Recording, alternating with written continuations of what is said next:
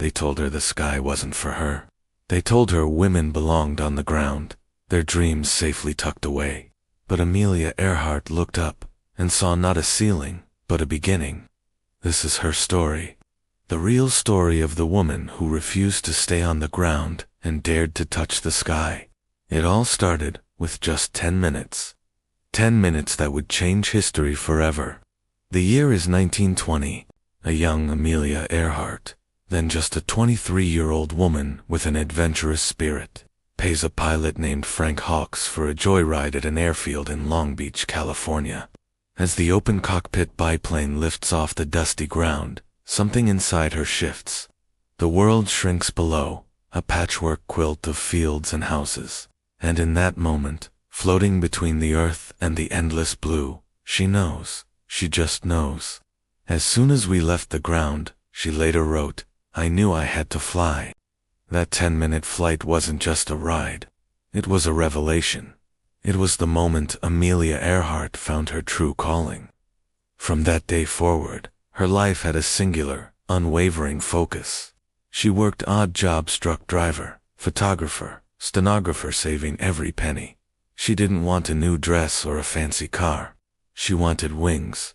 A year later, she bought her first airplane, a bright yellow, second-hand biplane she affectionately named the Canary. It was a bold, almost reckless move for a young woman of her time. People didn't understand. They saw a hobby, a dangerous phase. Amelia saw her future. She took lessons. She practiced relentlessly, and within a few years, she wasn't just a pilot. She was a record breaker. She became the first woman to fly to an altitude of 14,000 feet, shattering the existing record. The world was starting to notice, but this was only the beginning. In 1928, opportunity knocked. A wealthy socialite wanted to sponsor the first woman to fly across the Atlantic Ocean. While Amelia was chosen for the flight, she wouldn't be the pilot, but a passenger. The plane was flown by two men, Wilmer Stoltz and Lewis Gordon. When they landed in Wales after a grueling 21-hour flight, the press went wild, but they focused almost entirely on Amelia. They nicknamed her Lady Lindy, comparing her to Charles Lindbergh, but inside, Amelia felt a profound sense of dissatisfaction. She had been, in her own words, just a sack of potatoes. The fame felt unearned. The adulation was for something she hadn't truly done herself, and that feeling ignited a new, more powerful fire within her. She didn't want to be a passenger in someone else's story. She wanted to be the pilot of her own. 4 years later, she was ready. On May 20th, 1932, exactly 5 years after Lindbergh's historic flight, Amelia Earhart climbed into the cockpit of her single-engine Lockheed Vega. Her destination, Paris. Her mission, to become the first woman to fly solo across the Atlantic. The flight was a harrowing ordeal. She flew through violent thunderstorms that tossed her tiny plane around like a leaf. Her altimeter failed, leaving her blind to her own altitude. Ice formed on her wings, threatening to send her spiraling into the icy ocean below. At one point, fuel began leaking into the cockpit, but she refused to turn back. For nearly 15 hours, she fought the elements, her own exhaustion, and the deafening roar of the engine. She didn't make it to Paris. Instead, running low on fuel, she spotted land and brought her plane down in a pasture in Northern Ireland. A local farmer walked up to the plane and asked, "Have you flown far?"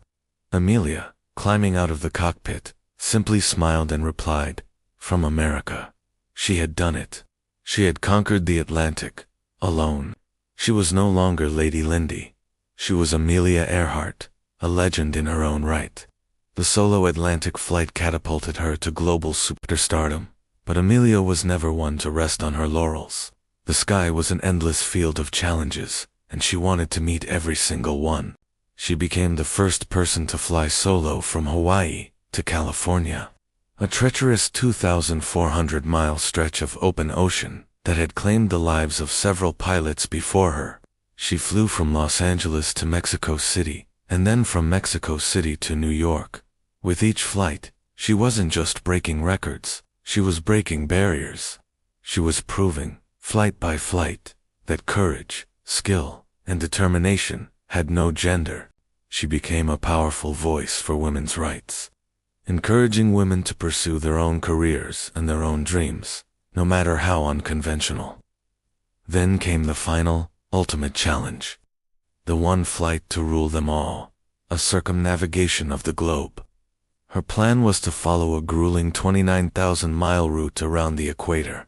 It was the longest, most dangerous flight ever attempted. In March 1937, her first attempt ended in disaster when her plane crashed on takeoff in Hawaii. The aircraft was severely damaged. Many would have given up, but not Amelia. She had the plane rebuilt and, just a few months later, she was ready to try again. This time, she would fly from west to east, with her trusted navigator, Fred Noonan, by her side. She set off in June 1937. They crossed the Americas, the Atlantic, Africa, and Asia. They were making incredible progress, capturing the world's imagination. By the end of June, they had completed over 22,000 miles of their journey. Only one major leg remained, the vast, empty expanse of the Pacific Ocean. On July 2, 1937, Amelia Earhart and Fred Noonan took off from Lae, New Guinea. Their destination was Howland Island, a tiny flat speck of land in the middle of the Pacific, barely 2 miles long. A U.S. Coast Guard cutter, the Itasca, was waiting there to guide them in. The flight was supposed to take about 18 hours. As the hours ticked by, the Itasca picked up radio transmissions from Amelia. Her voice was calm, but strained. She was having trouble with radio navigation and couldn't see the island.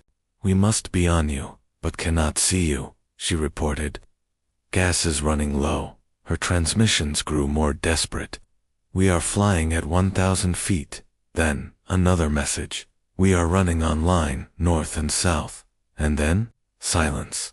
Just like that, the woman who had filled the skies with her courage vanished.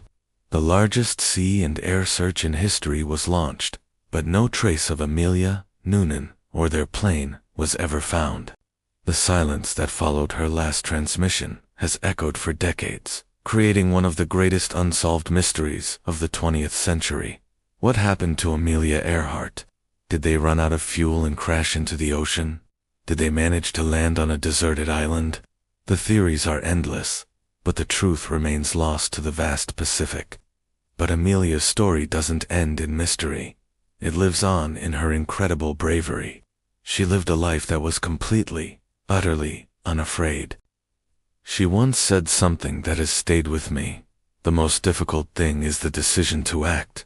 The rest is merely tenacity." She also knew the power of connection, saying, "You can do it alone, but you can fly so much farther with people who believe in you." Her words inspired me to start something small, honest, and brave. I'm calling it Johayna, which is Arabic for little jewel. It's not a company or a club. It's the beginning of a private family, a group of kind, ambitious souls who choose to look out for each other. The idea is simple. We grow together by putting just 5% of our monthly earnings into a shared fund that helps lift every member higher, whether it's for a new project, an emergency, or a shared dream. Right now, it's just me. Just like Amelia started with a second-hand plane and a dream no one else believed in. But I believe in the power of a chosen family. If her story made something inside you whisper, "I want to live that boldly too," then maybe you're the next person meant to join this journey. This isn't for everyone. I'm looking for that same spark Amelia had. If you feel it, send your CV or just a few honest lines about yourself too.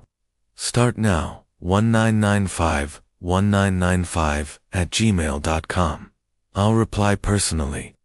If we feel that same connection, we'll welcome you home, one brave heart at a time. Amelia Earhart looked at the horizon and saw a calling. Let's fly. If you're ready to soar, drop Johayna in the comments below. And please, like this video, subscribe, and hit the notification bell for more stories of fearless dreamers every week. Thank you for watching.